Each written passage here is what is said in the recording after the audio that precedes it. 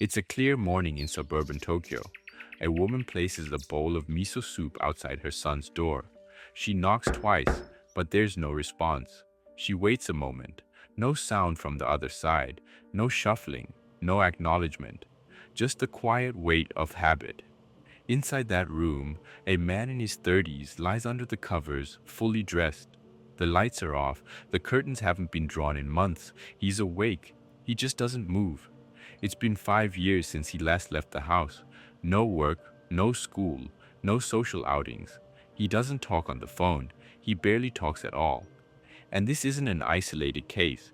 It's not some strange one-off. It's slowly becoming an epidemic.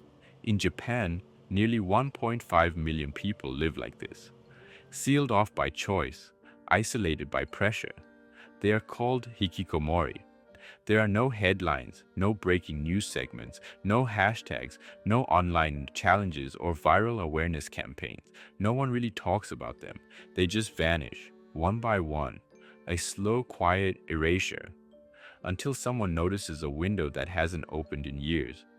And when they do talk, it's always with a whisper, like the silence has to be protected, as if saying the word hikikomori out loud might invite it into your own home. But how did it all start? To understand hikikomori, you have to go back to a time when Japan was rising. In the 1980s, Japan had a plan, a social contract written in pressure: study hard, get good grades, land a job at a big company. That company becomes your second family. In return, you get security, stability, lifetime employment. It was rigid, but it worked, as long as you didn't fall off the path. Then the bubble burst. In the early 1990s, the economy collapsed.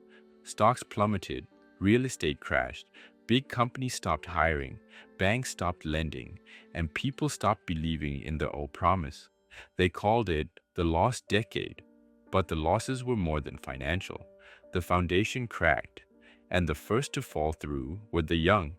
Graduates with no jobs, workers laid off quietly, teenagers who stopped going to school, stopped going outside, and eventually stopped leaving their rooms altogether.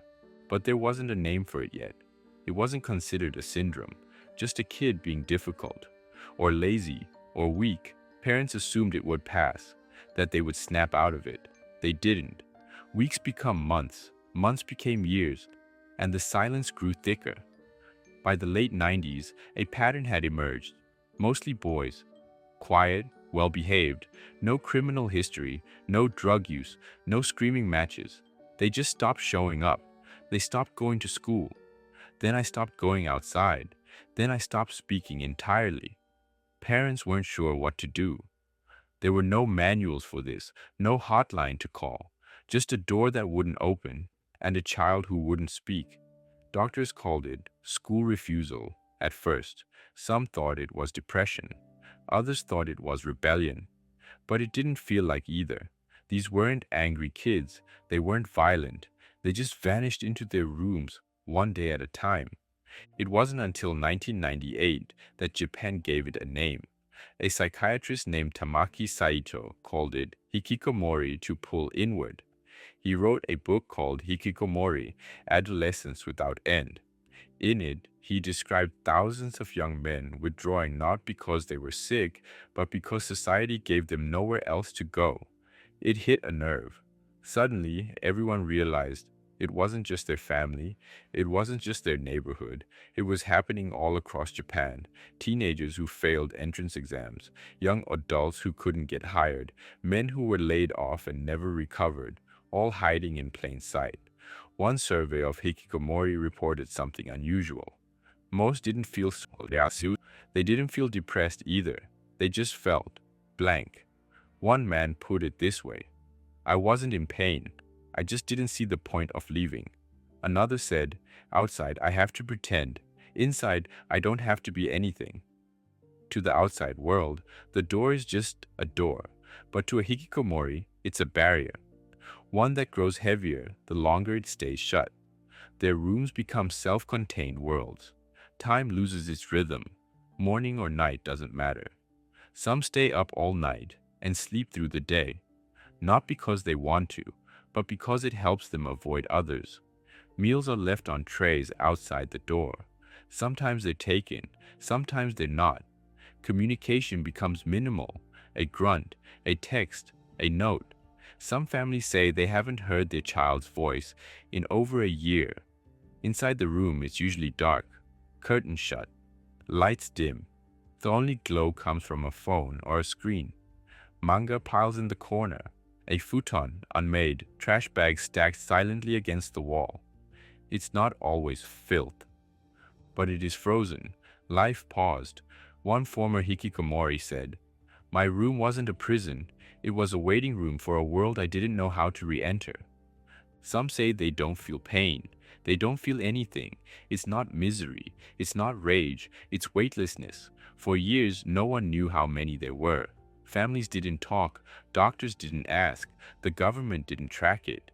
It was just something people whispered about, like a strange family secret.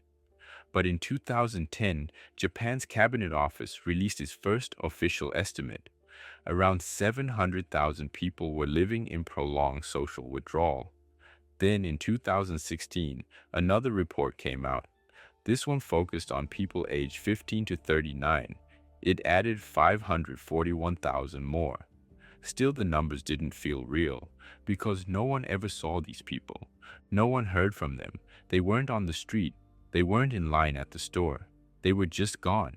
Then in 2019, the government widened the age range, and that's when things changed. Suddenly, they found Hikikomori in their 40s, their 50s. Some had been inside for decades. The total grew again, 613,000 more. By 2022, the number shocked the public, 1.46 million. That's about 1 in every 86 people in Japan, more than the population of some entire cities. And even that number might be low, because it doesn't include women, or the elderly, or those who avoid surveys, or the ones no one even knows are missing. One official called them the invisible population. And the truth is, we don't know how many doors stay shut forever. In Japan, there's a name for a new kind of crisis. It's called the 8050 problem. It refers to parents in their 80s, still caring for children in their 50s, children who never returned to society. It's a quiet kind of heartbreak. An old mother is still preparing meals for her middle-aged son. A father shuffling down the hallway to leave medication outside a closed door. They've given up hoping he'll get a job. Now they just hope he'll survive them. But what happens when the parent dies? In 2018, an 82-year-old man stabbed his 44-year-old son to death. He told police he feared the son might hurt others or himself. He felt like there was no other way out. In another case, a mother passed away quietly in her sleep. Her son, a hikikomori, didn't know how to call emergency services. He stayed in the house with her body for days until neighbors noticed the smell. Social workers say these cases are just the ones we hear about. There are others, dozens, maybe hundreds, hidden behind paper-thin walls in apartment blocks and suburban houses. Some families try to hide it. They don't want to be judged, so they don't ask for help. They just keep delivering meals to a door that never opens. And slowly, everyone forgets there was a person behind it. So why is this happening in Japan more than anywhere else? Some say it's the culture of shame. Others say it's the pressure to conform. But maybe it's both. Japan has one of the most intense education systems in the world. Children study late into the night, attend cram schools after regular classes, take exams that determine their entire future before they're even old enough to vote. And once you're in the system, it doesn't stop. You're measured, ranked, compared, not just by grades, but by obedience, by how well you fit in. If you deviate, even slightly, it's noticed. If you fall behind, it's hard to catch up. And if you fail, that failure can follow you for life. The job market is no different. First jobs are everything. Get fired too early or leave the wrong company, and your resume might as well be blank. In many Western countries, switching careers is normal. In Japan, it raises questions. Why didn't they stick it out? Were they not committed enough? So people stop taking risks. They stop asking for help. And when they fall alone. There's a phrase in Japanese, the nail that sticks out gets hammered down. And for a lot of people, it's safer to stay out of sight than get hammered. A lot of hikikomori weren't troubled teens. They were once overachievers. Kids who followed the rules, who studied hard, who tried to be perfect, until something cracked. And once it did, they didn't know how to put the pieces back. Then came 2020. The streets emptied, offices shut down, classes went online, social life paused, and for the first time, everyone became a little hikikomori. But while most people counted the days until things returned to normal, some realized they didn't want to go back. For people already struggling with anxiety or shame, COVID gave them a reason to stay inside. No more awkward excuses, no more questions. It was socially acceptable to disappear. A government study found that 1 in 5 new hikikomori cases started during the pandemic. Many of them said they had no plans to return to the outside world, even after restrictions were lifted. Some didn't even remember what day it was. Some hadn't left their room in over 2 years. Not for groceries, not for fresh air, nothing. Because when the world slows down, it's easier to disappear. And once you disappear, it's harder to come back. Not everyone forgot, and not everyone gave up. In the early 2000s, support centers began to appear in Japan, first in cities, then in smaller towns. Now every prefecture has at least one. They're quiet places, unmarked buildings, no loud signs or slogans, just soft lighting, calm voices, and patience. Government workers, volunteers, former hikikomori themselves, they try to reach the unreachable, and they know it won't happen overnight. One private group, New Start, does something different. They send people to their homes, not therapists, not doctors, just kind strangers with time.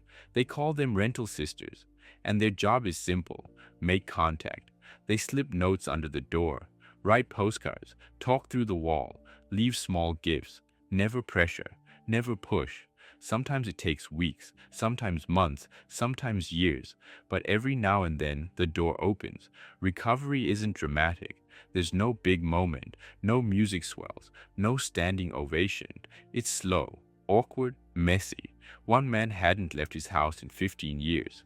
He started by stepping outside at night when no one could see, then to the mailbox, then to the corner store, eventually to a train station. Now he works part-time in a bookstore. It's quiet there. Nobody asks too many questions, and that's all he needs. Another started a YouTube channel, not to become famous, just to speak, to share what it felt like, to remind others like him, you're not the only one, and you're not broken. Sometimes that's all someone needs to hear.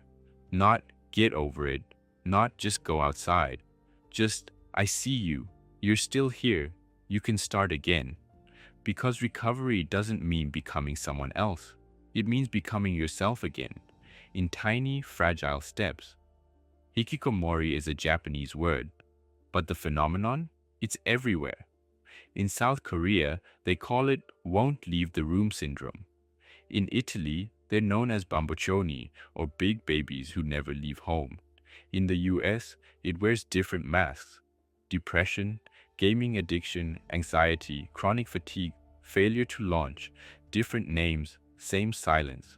You'll find them in suburban houses, in basement apartments, in bedrooms with blackout curtains and headphones on. They aren't violent, they aren't broken, they're just scared, ashamed, overwhelmed, and they're not just young anymore. Some are in their 40s, 50s, even 60s, and they don't want to be saved. They want to be understood. Because this isn't about laziness, it's about fear and the weight of expectation, the feeling that every door leads to judgment, that every attempt might end in rejection, that it's safer to stay where no one can see you fail.